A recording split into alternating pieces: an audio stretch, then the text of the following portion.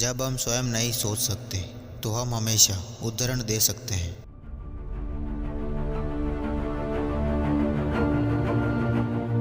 मानव शरीर मानव आत्मा का सर्वोत्तम चित्र है। स्वयं को धोखा न देने से अधिक कठिन कोई कार्य नहीं है। नरक दूसरे लोग नहीं है, नरक आप स्वयं हैं। मुझे नहीं पता कि हम यहाँ क्यों हैं, लेकिन मुझे पूरा यकीन है कि हम यहाँ आनंद लेने के लिए नहीं आए हैं। यदि लोग कोई मूर्खतापूर्ण कार्य ना करें तो कभी भी कोई बुद्धिमानी भरा कार्य नहीं हो सकेगा। जिसके विषय में बोलना संभव न हो उसके विषय में मौन रहना चाहिए। एक आदमी को एक कमरे में कैद कर दिया जाएगा जिसका दरवाज़ा खुला है और अंदर की ओर खुलता है, जब तक कि उसे धक्का देने के बजाय खींचने का विचार न आए। मृत्यु के बाद जीवन का वास्तविक प्रश्न यह नहीं है कि इसका अस्तित्व है या नहीं, बल्कि यह है कि यदि इसका अस्तित्व है भी तो इससे वास्तव में कौन सी समस्या हल होती है। दर्शन शास्त्र भाषा के माध्यम से हमारी बुद्धि को मोहित करने के विरुद्ध एक संघर्ष है। मेरी भाषा की सीमा का मतलब मेरी दुनिया की सीमा है। यदि हम कोई भिन्न भाषा बोलते हैं तो हमें दुनिया कुछ अलग ही दिखाई देती है।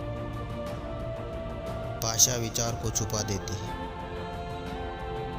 हमारी भाषा में सबसे भ्रामक प्रतिनिधित्वात्मक तकनीकों में से एक है मैं शब्द का प्रयोग। मैं केवल वही जानता हूँ जिसके लिए मेरे पास शब्द है। किसी भाषा की कल्पना करना जीवन के रूप की कल्पना करना है।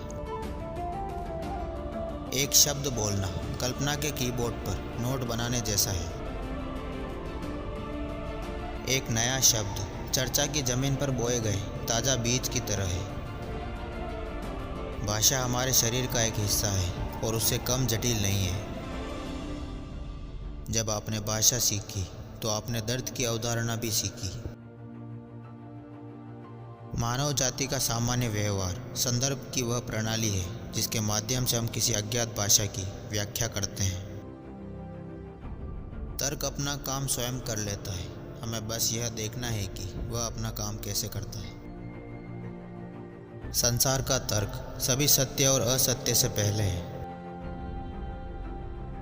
तर्कशास्त्र किसी सिद्धांत का समूह नहीं है, बल्कि यह संसार का दर्पण है। तर्कशास्त्र परलौकिक है। तर्क को अपना ख्याल खुद रखना चाहिए। एक निश्चित अर्थ में हम तर्क में गलतियां नहीं कर सकते।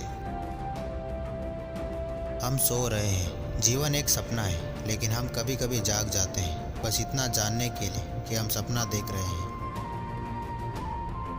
हम जो जानते हैं उसे पुनः व्यवस्थित करके सीखते हैं। जो सोचा जा सकता है वह संभव भी है। चेहरा शरीर की आत्मा है। दुनिया कैसी है यह नहीं, बल्कि यह है कि यह है, यही रहस्य है। हमें लगता है कि यदि सभी संभव वैज्ञानिक प्रश्नों के उत्तर दे दिए जाए तो भी जीवन की समस्याओं का समाधान नहीं हो पाया है। अपनी उपलब्धियों पर आराम करना उतना ही खतरनाक है जितना कि बर्फ में चलते समय आराम करना। आप नींद में ही सो जाते हैं और मर जाते हैं। विश्व और जीवन एक है। कभी भी चतुराई की बंजर ऊंचाइयों पर मत रहो, बल्कि मूर्खता की हरी भरी घाटियों में उतर जाओ। केवल वर्णन करें, व्याख्या ना करें। भगवान के लिए बकवास करने से मत डरो, लेकिन आपको अपनी बकवास पर ध्यान देना चाहिए। किसी को सत्य का विश्वास दिलाने के लिए उसे बता देना ही पर्याप्त नहीं है, बल्कि त्रुटि से सत्य तक का मार्ग खोजना होगा। मैं पूरी तरह से निश्चितता के साथ काम करता हूँ, लेकिन यह निश्चितता मेरी अपनी है। इसका क्या प्रमाण है कि मैं कुछ जानता हूँ? निश्चित रूप से यह कहना कि मैं जानता हूँ इसका कोई प्रमाण नहीं है। स्वीकारोक्ति आपके नए जीवन का हिस्सा होनी चाहिए। आंशिक समस्याओं में न उलझे, बल्कि हमेशा उस ओर उड़ान भरें जहाँ संपूर्ण एकल महान समस्या पर एक स्वतंत्र दृष्टिकोण हो, भले ही वह दृष्टिकोण अभी भी स्पष्ट न हो। समस्याओं का समाधान नई जानकारी देकर नहीं, बल्कि जो हम हमेशा से जानते हैं उसे व्यवस्थित करके किया जाता है। जब मैं किसी बात पर क्रोधित होता हूँ तो कभी कभी मैं अपनी छड़ी से जमीन या पेड़ पर वार करता हूँ, लेकिन मैं निश्चित रूप से यह नहीं मानता कि जमीन इसके लिए जिम्मेदार है या मेरे वार से कुछ मदद मिल सकती है। और सभी रीति रिवाज इसी तरह के होते हैं। हमारी सबसे बड़ी मूर्खताएं बहुत बुद्धिमत्तापूर्ण हो सकती है। सोचो मत, बल्कि देखो। हर स्पष्टीकरण अंततः एक परिकल्पना ही है। जो दिखाया जा सकता है वह कहा नहीं जा सकता। जो व्यक्ति बहुत अधिक जानता है उसके लिए झूठ ना बोलना कठिन होता है। एक जीवन को भरने के लिए कितना छोटा सा विचार पर्याप्त होता है। ज्ञान अंततः स्वीकृति पर आधारित है। सभी सुदृढ़ विश्वासों के मूल में निराधार विश्वास निहित होता है। नैतिकता और सौंदर्य शास्त्र एक ही है। मनुष्य का चिंतन उसकी चेतना के भीतर एकांत में चलता रहता है, जिसकी तुलना में कोई भी भौतिक एकांत सार्वजनिक प्रदर्शन मात्र है। मुझे ऐसा लगता है कि हर संस्कृति में मैं बुद्धि शीर्षक वाला एक अध्याय पढ़ता हूँ और फिर मुझे ठीक ठीक पता होता है कि आगे क्या होने वाला है। व्यर्थ ही व्यर्थता, सब कुछ व्यर्थ है। विश्व तथ्यों की समग्रता है, वस्तुओं की नहीं। एक गंभीर और अच्छा दार्शनिक कार्य पूरी तरह से चुटकुलों पर आधारित लिखा जा सकता है। दार्शनिक का यह प्रमुख कौशल है कि वह उन प्रश्नों पर ध्यान न दे जिनसे उसका कोई संबंध नहीं है।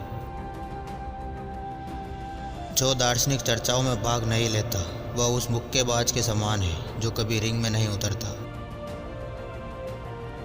दर्शन शास्त्र एक सिद्धांत नहीं, बल्कि एक क्रियाकलाप है। दर्शन शास्त्र में आपका उद्देश्य क्या है? मक्खी को बोतल से बाहर निकलने का रास्ता दिखाना। दार्शनिक समस्या का स्वरूप यह है, मैं अपना रास्ता नहीं जानता।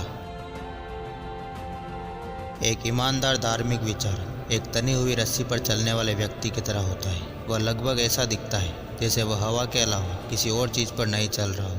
उसका सहारा कल्पना से भी ज़्यादा पतला होता है और फिर भी उस पर चलना वाकई संभव है।